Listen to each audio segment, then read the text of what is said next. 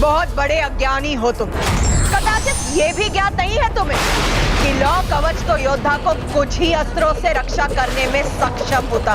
व्यक्ति के अच्छे कर्मों से बेहतर कोई कवच नहीं होता और बुरे कर्म उसके हर कवच को क्षीण कर देते हैं।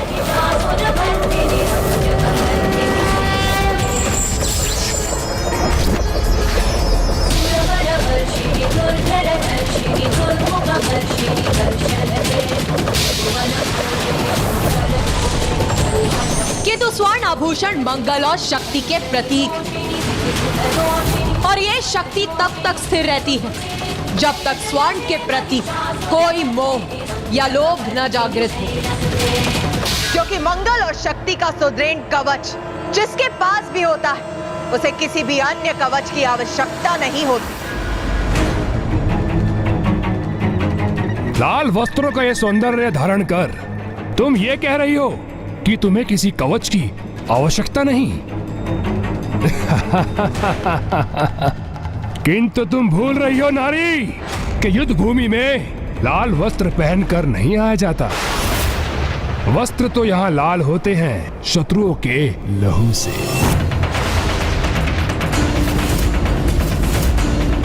अब ये दुष्ट अपने सर्वनाश के मुख में प्रवेश करने वाला ही है,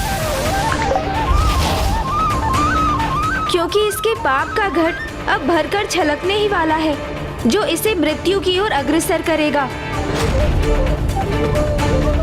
जिस लाल रंग का तुम उपहास कर रहे हो वही लाल रंग क्रियाशीलता, सृजनात्मकता का प्रतीक। वही लाल रंग जन, सुख और समृद्धि का कारक, तो वही लाल रंग मृत्यु का भी कारक। आरंभ और अंत दोनों लाल रंग से ही होते हैं।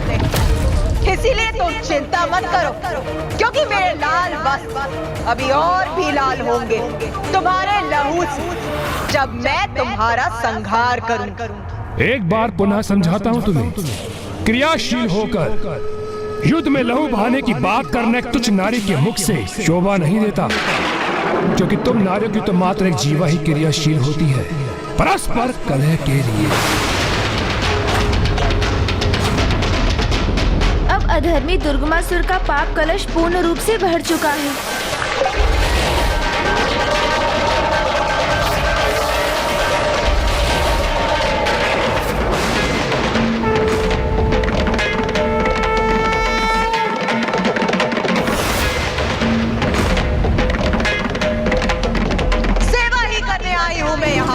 धर्म और नियति की सेवा, तुम जैसे पापी का नाश कर।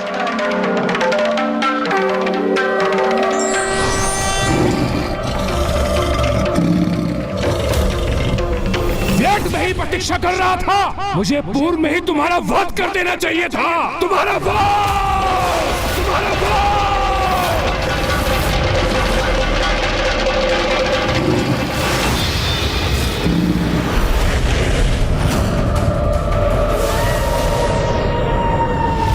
ये कैसा शेष स्वरूप दिखाई दे रहा है इस दुष्ट दुर्गमासुर का। अधर्म देवराज, अधर्म और पापों का अंधकार है ये, जिससे सभी को दूर रहना चाहिए।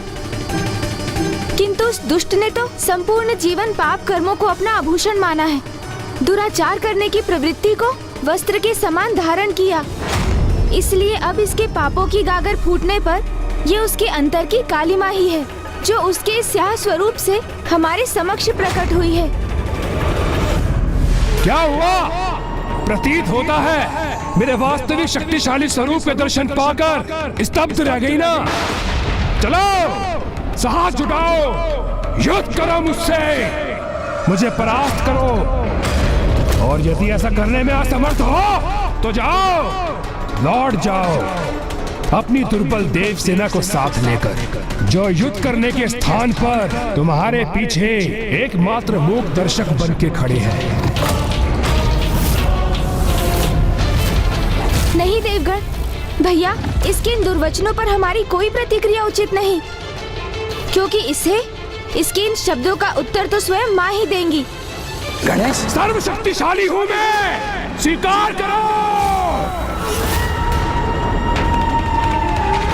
ये आत्मविश्वास नहीं, पाप है तुम्हारा, जो तुम्हारे शीश पर, तुम्हारी बुद्धि पर छाकर तुम्हें ऐसे दुर्वचन कहने पर प्रेरित कर रहा हूं। और मुझे तो इसी समय की प्रतीक्षा थी, क्योंकि अब मैं तुम्हें तुम्हारे प्रत्येक पाप का दंड दूंगी। जिस नारी को तुमने तुझ समझा, तुझ पुकारा, वही अब तुम्हारी मृत्यु बनेगी। मृत्यु का भय नहीं है मुझे, क्योंकि मृत्यु पे तो विजय प्राप्त कर चुका हूं मैं। इसलिए अब मेरी जीवा नहीं, अभी तुम मेरे अस्त्र संवाद करेंगे तुमसे। मृत्यु अस्त्र!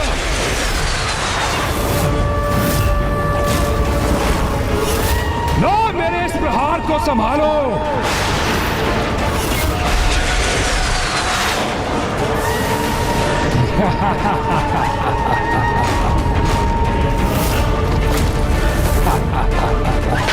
मेरे मृत्यु अस्त्र का अत्यंत विषैला धूम्र मृत्यु प्रदान करेगा तुम्हें, और यही है तुम्हारी नियत।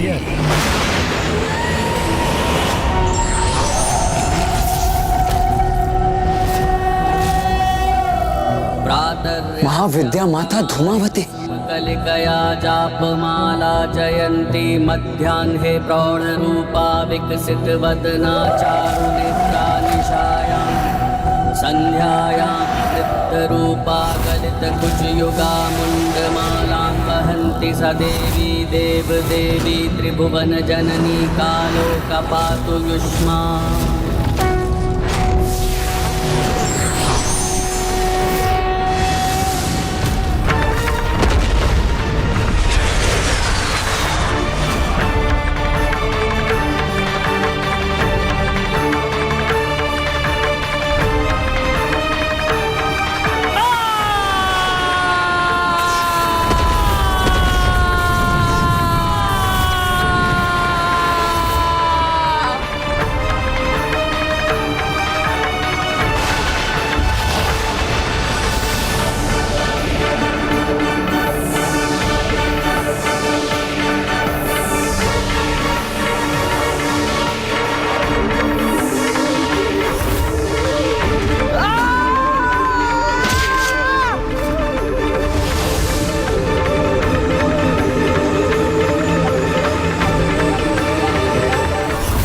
कैसा भयंकर दृश्य प्रकट हुआ है मेरे समक्ष। ये सत्य नहीं हो सकता।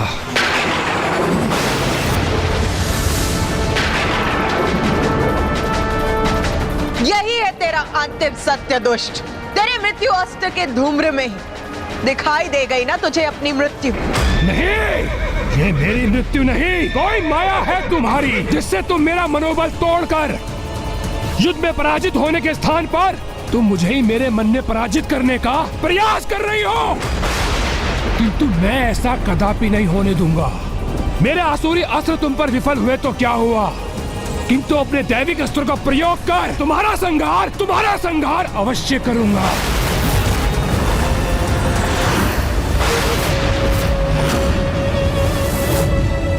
वायु अस्त्र, अग्नियास्त्र,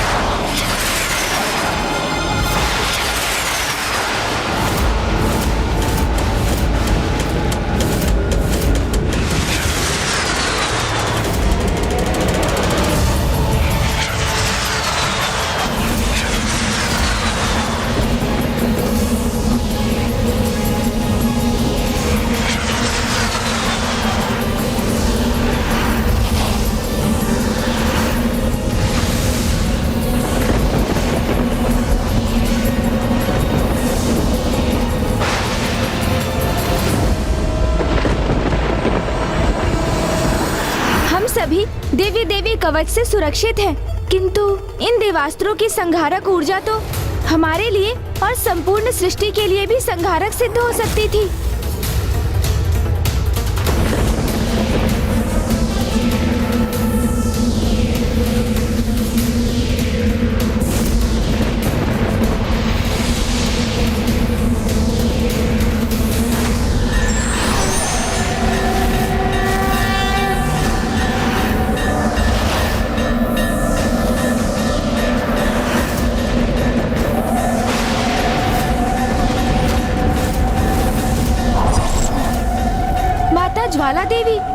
अर्थात अग्नि और ताप की देवी।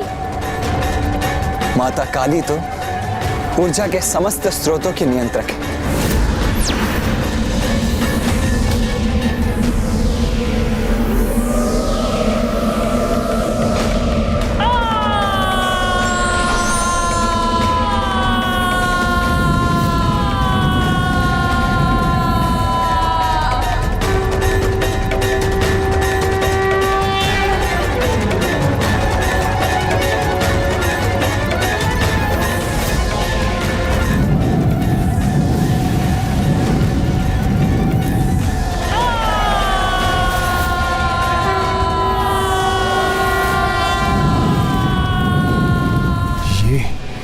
ये क्या हो रहा है?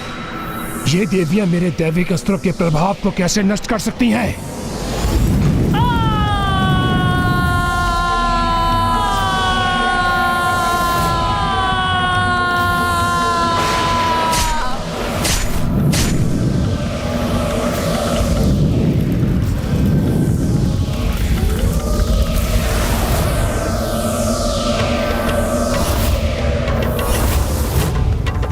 ये तो माता ज्वाला ही है, जो अग्नि अस्त्र को अपने उदर में समाहित कर उसे शांत कर सकती है।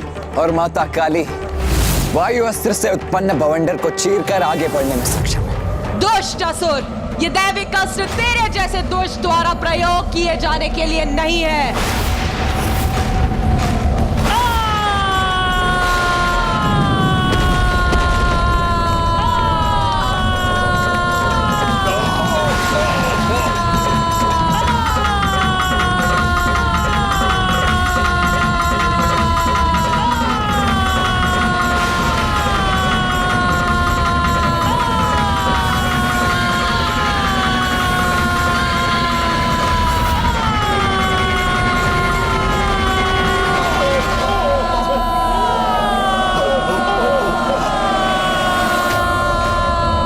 मेरी असुरी ढाल मेरा कवच बनकर मेरी रक्षा करेगी।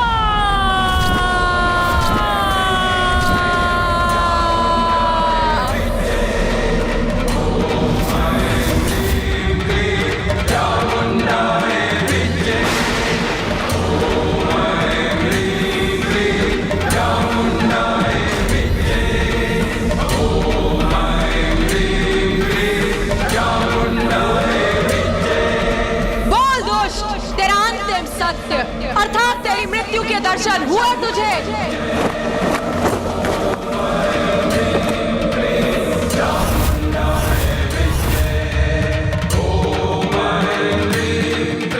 ये थी वायु की वास्तविक शक्ति। अब देख ज्वाला की शक्ति क्या करती है तेरे साथ।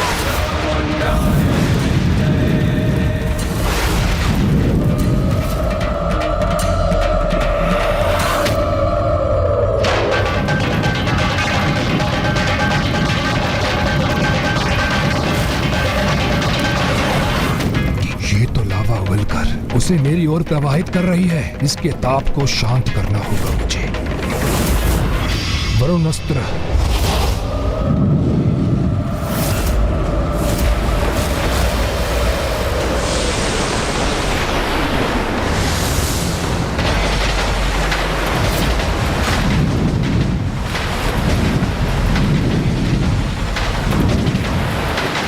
माता से युद्ध करने के लिए वो अधर्मी दुर्गमासुर वैदिक अस्त्रों का प्रयोग कर रहा है। पहले उसने वायु और अग्नि अस्त्र का प्रयोग किया, अब वो दुष्ट लावा से रक्षित होने के लिए वरुणास्त्र का प्रयोग कर रहा है।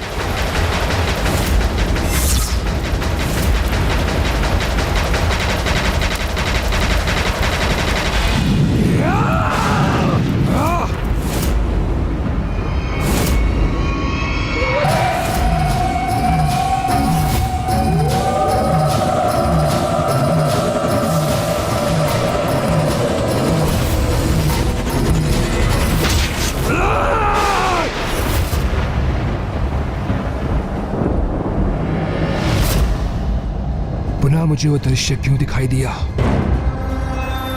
पहचान अपनी मृत्यु को मूर्ख, जो तेरे अंतिम सत्य के रूप में तेरी ओर बढ़ रही है।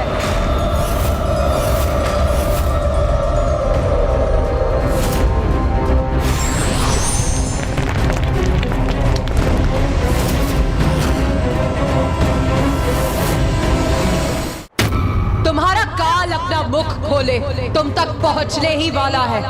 इसका आभास हुआ तुम्हें दुर्गमासुर? नहीं, असंभव है मेरी मृत्यु। मैं अजय था, अजय हूँ और अजय रहूंगा। दुर्गमासुर हूँ मैं, दुर्गमासुर, दुर्गमासुर।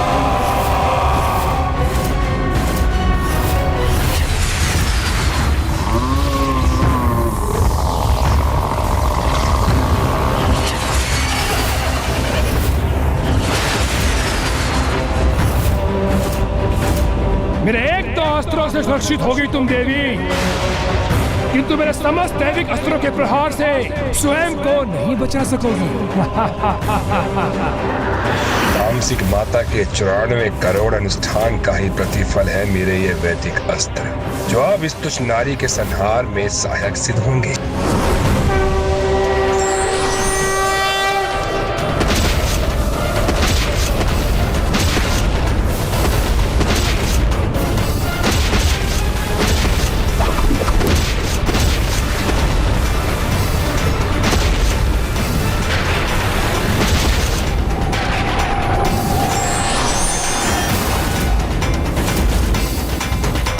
विश्वास नहीं होता, इन 9 देवियों ने उत्पन्न होकर मेरे समस्त दैविक अस्त्र नष्ट कर दिए।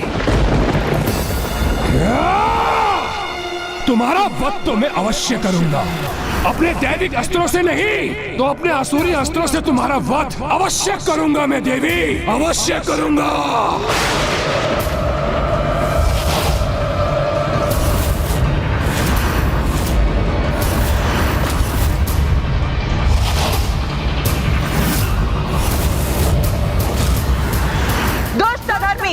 लो अब सामना करो धर्म की शक्ति का।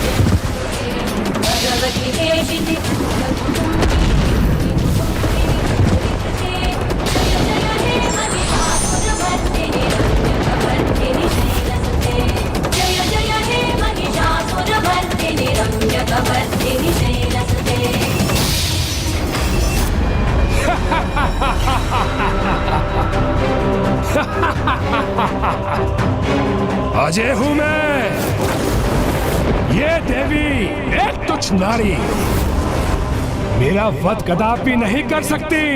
दुर्गमासुर हूं मैं, दुर्गमासुर हूं मैं।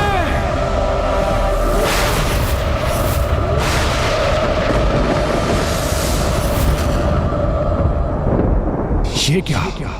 मेरा शीश मेरे तन से विलग होकर नीचे गिरा हुआ है। क्या दोष? अपनी मृत्यु दिखाई दी तुम्हें?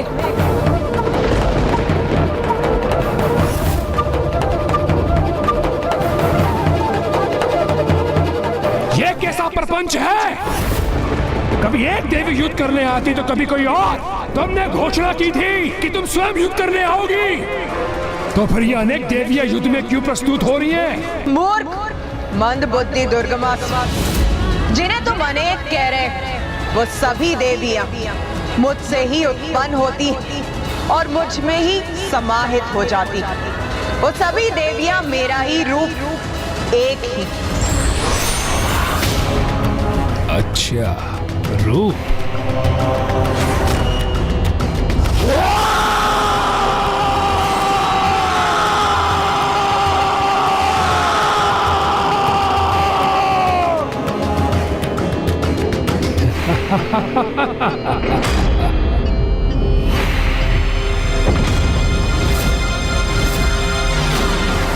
मंद बुद्धि मैं नहीं, अपितु तुम हो देवी। इसे यह भ्रम है कि तुम दुर्गमासुर की मृत्यु बनोगी। स्मरण करो मैंने क्या कहा था। दुर्गमासुर की मृत्यु दुर्गम ही नहीं अपितु असंभव भी है।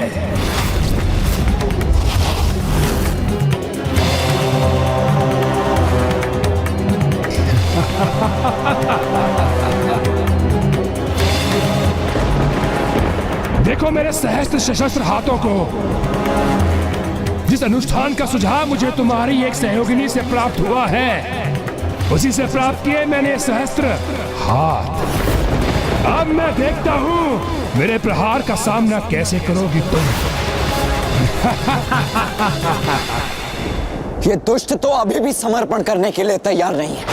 नहीं भैया, इस पर तो इसके दंभ का ही प्रभाव छाया है, जिसने इसकी बुद्धि को भ्रमित कर इसे वास्तविकता देखने और समझने में अक्षम कर दिया है।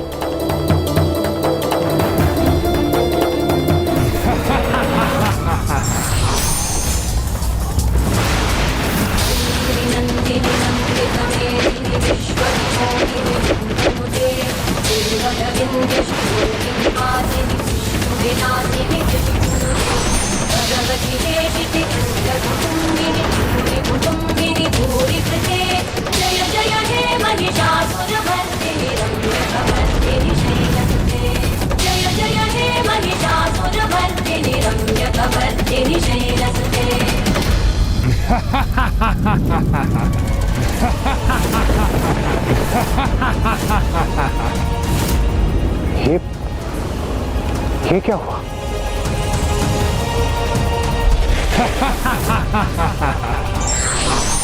तुम कोई भी रूप धारण कर लो, मेरे अंगों को क्षति नहीं पहुंचा पाओगी। तुम्हारा कोई भी छल युक्त वार सफल नहीं होगा मुझ पर, नहीं होगा। ये क्या?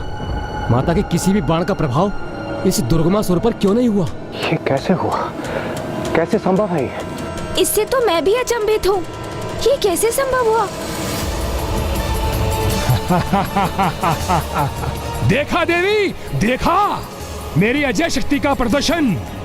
स्वयं को देवी आदिशक्ति पुकारने वाली। ये तो उचित है कि तुम्हारे प्रत्यक्षदर्शी तुम्हारे साथ है। जो तुम्हारा विनाश देख उसकी गाथा गाएंगे, संसार को बताएंगे कि वो तुम्हें पूजने की भूल करते थे, क्योंकि तुम कोई महाशक्ति नहीं, अभी तो एक मात्र तुच्छ नारी हो। मैं दुर्गमासुर, ब्रह्मांड के सारे देवी देवताओं को पराजित करने वाला दुर्गमासुर, तुमसे भी कहीं अधिक शक्तिशाली हूं मैं। महाशक्तिशाली, महाज्ञानी, महापराक्रमी दुर्गमासुर हूं मैं।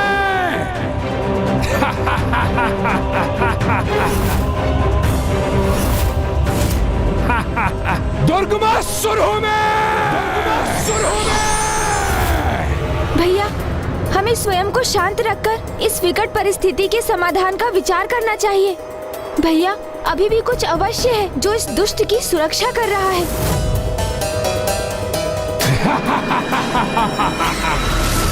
इसका ललाट, मेरी दिव्य दृष्टि से मुझे इसके ललाट पर वैसा ही तेज दिखाई दे रहा है जैसा तेज गायत्री माता के प्रभाव से दुष्ट अरुणासुर के ललाट पर भी था।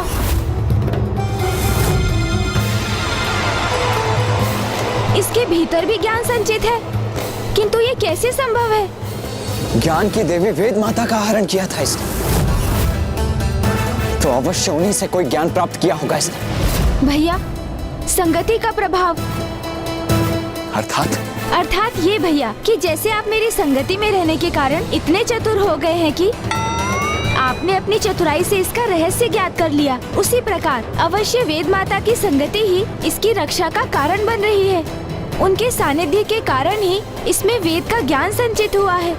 वेद का ज्ञान? हाँ देवराज, इसलिए तो कहा जाता है कि अच्छी संगति में रहने का बहुत लाभ होता है, जिसका प्रत्यक्ष प्रमाण है ये दुष्ट असुर, जिसने ना चाहते हुए भी अच्छी संगति से ज्ञान तो अर्जित किया, किंतु उसका उपयोग ना कर सका, और तब भी वही ज्ञान इसकी रक्षा कर रहा है। माता को तो सब ज्ञात है, मुझे तो उनका ध्यान इस ओर आकृष्ट करने का माध्यम भर बनना है, जिसका एक ही उपाय है, उस मंत्र का उच्चारण जिसमें समस्त वेदों का सार निहित है।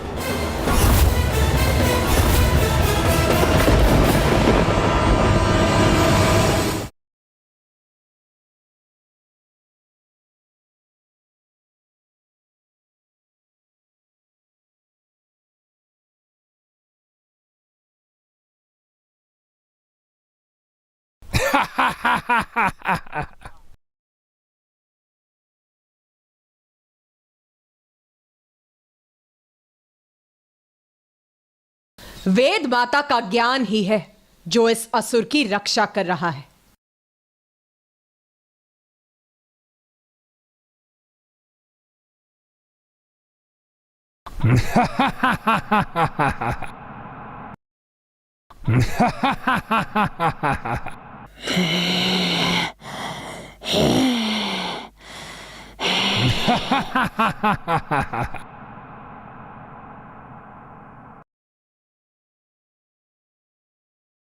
ओ, एक और अस्त्र।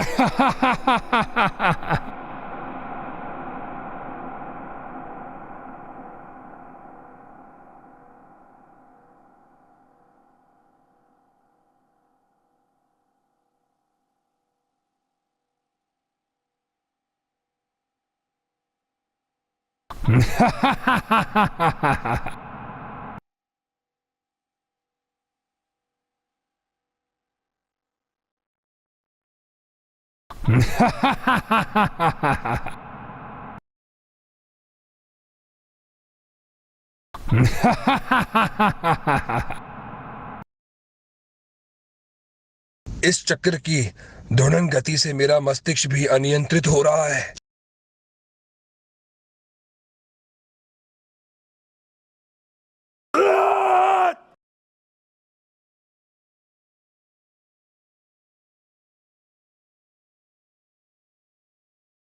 ये कैसी पीड़ा का आभास हो रहा है मुझे। अपार कष्ट हो रहा है मुझे, जैसे मेरा शीश विस्फोट होने जा रहा है।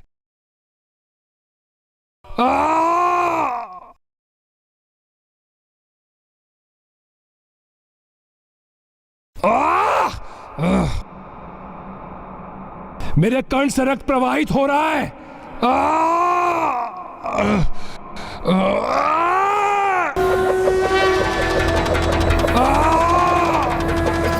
ये क्या?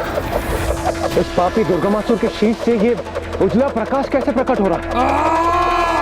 यही वो ज्ञान है देवराज, जो इसे सुसंगति से दान में प्राप्त हुआ था। चारों वेदों का ज्ञान।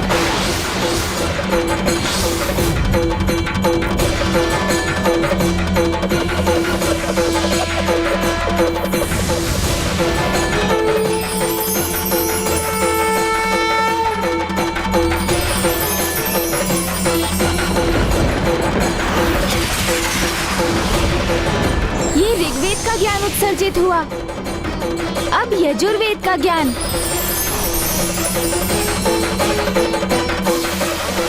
तत्पश्चात सामवेद का ज्ञान और अब अंततः अथर्ववेद का ज्ञान भी उत्सर्जित हो गया उसके मस्तिष्क से।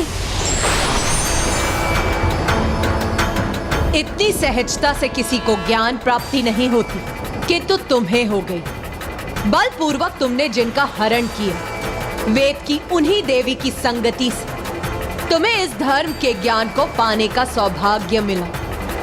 किंतु तुम्हारे भीतर की बुराई ने तुम्हारे ज्ञान को कभी बढ़ने नहीं दिया, किंतु धर्म के इस ज्ञान ने फिर भी तुम्हारा साथ दिया और कवच बनकर सदा तुम्हारी रक्षा की। यह है उचित ज्ञान का महत्व, जो तुम जैसे मूर्ख अधर्मी कभी नहीं समझ सकते। किंतु अब तुम्हारा ये कवच तुमसे छिन चुका है, इसलिए अब तुम अपने सर्वनाश के लिए तैयार हो जाओ दुष्ट दुर्गमासुर।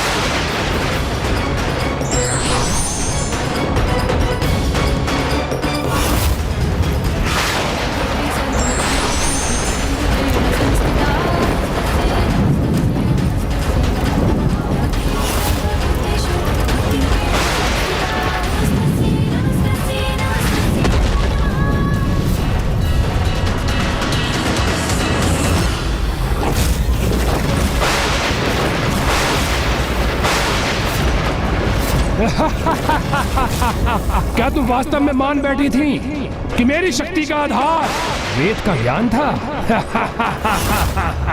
नहीं देवी नहीं, अपने अनुष्ठान से शक्ति प्राप्त की है मैंने। 94 करोड़ वही अनुष्ठान देवी जो तुम्हारा पुत्र गणेश भी संपन्न होने से नहीं रोक सका था। यू देवी सत्य कह रहा हूं ना मैं, सत्य। अपना विवश करूंगा मैं तामसिक माता को, और जो आज खोया है उसे पुनः प्राप्त करूंगा मैं।